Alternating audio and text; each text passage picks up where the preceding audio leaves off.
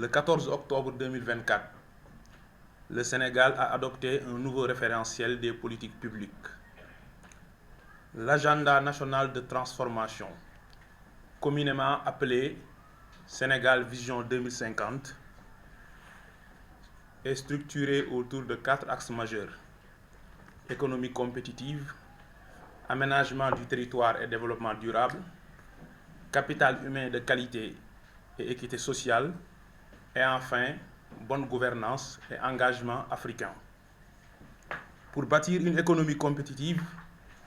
l'agenda s'appuie sur des filières stratégiques déclinées autour de 4 moteurs de croissance: la transformation des industries extractives, les industries agroalimentaires, les industries manufacturières et enfin les services à valeur ajoutée. Ainsi, pour la première fois de l'histoire de notre pays, les industries extractives sont retenues comme le catalyseur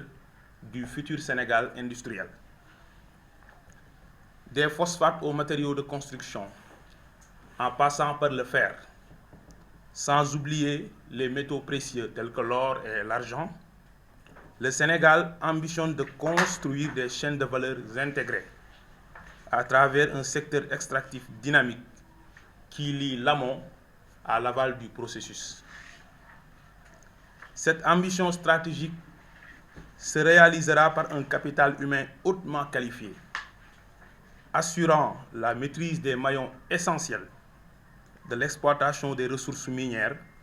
par la formation et l'innovation.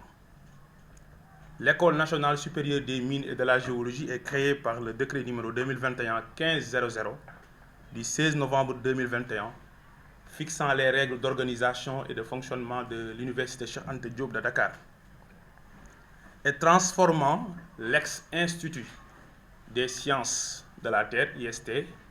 en une école supérieure. Ce joyau académique qui aura assuré la formation de plus de 400 ingénieurs généralistes depuis sa création en 1980. Ainsi, la nouvelle école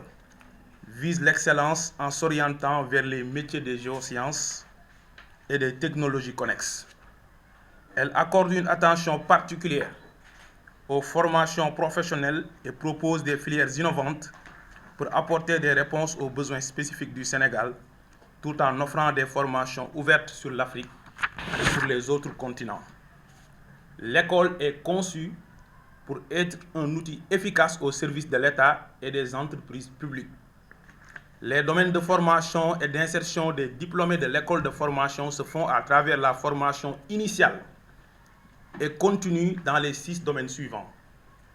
la géologie et l'exploration minière et pétrolière, l'exploitation minière, le traitement, l'enrichissement et la transformation des minerais, la géotechnique et les matériaux, l'hydrogéologie et enfin les métiers connexes. Quant à la SOMISEN, elle est chargée de gérer le patrimoine minier de l'État. Elle est placée sous la tutelle technique du ministère de l'Énergie, du Pétrole et des Mines et sous la tutelle financière du ministère des Finances et du Budget. Conformément à la loi numéro 2020-31, la SOMISEN exerce principalement 10 missions, notamment la gestion de la participation de l'État dans les opérations minières,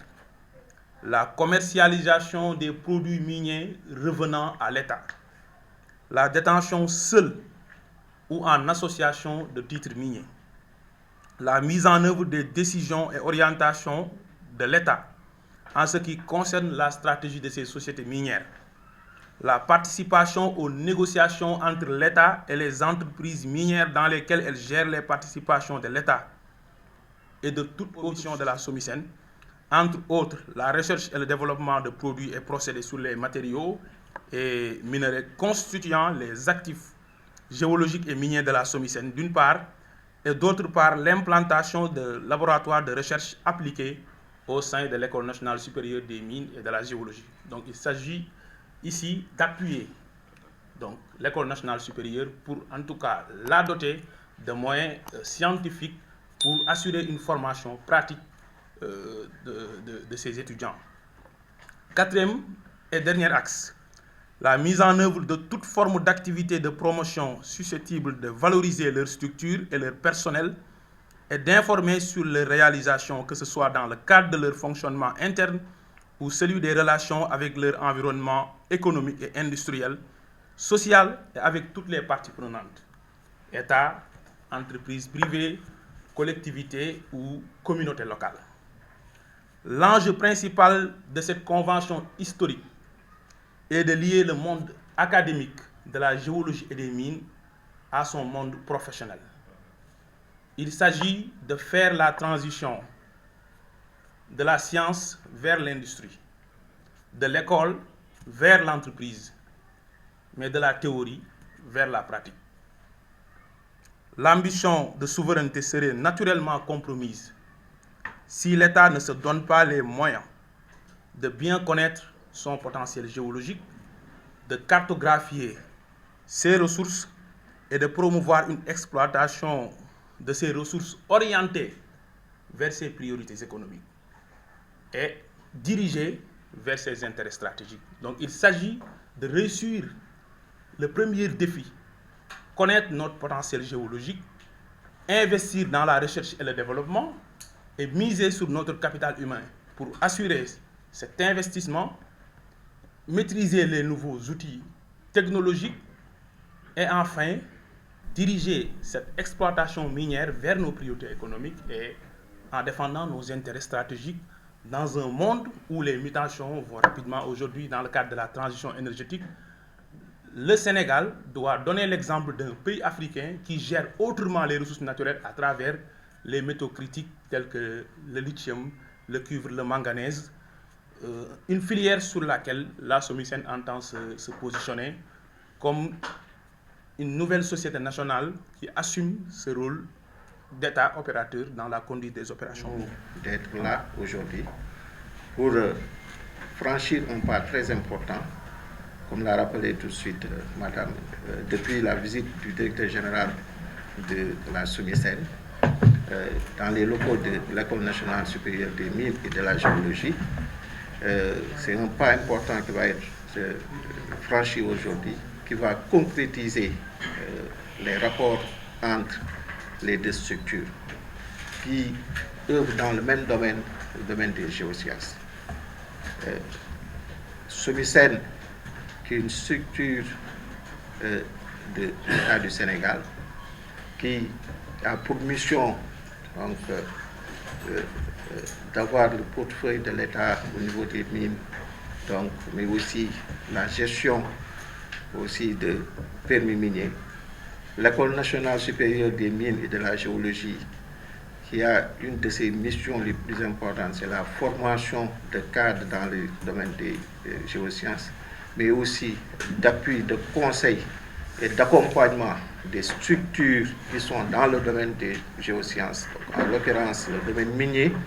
le domaine pétrolier, le domaine de la géoscience, mais de l'hydrogéologie. Donc les deux structures ont décidé d'un commun accord d'établir une collaboration pour mieux servir l'État du Sénégal, pour mieux servir le peuple sénégalais.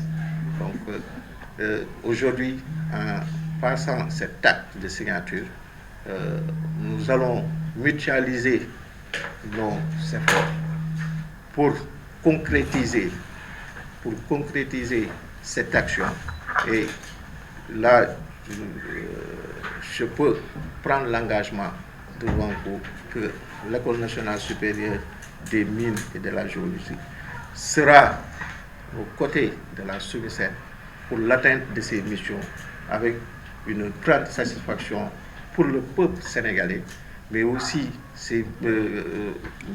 dans le cadre de la vision du Sénégal 2050.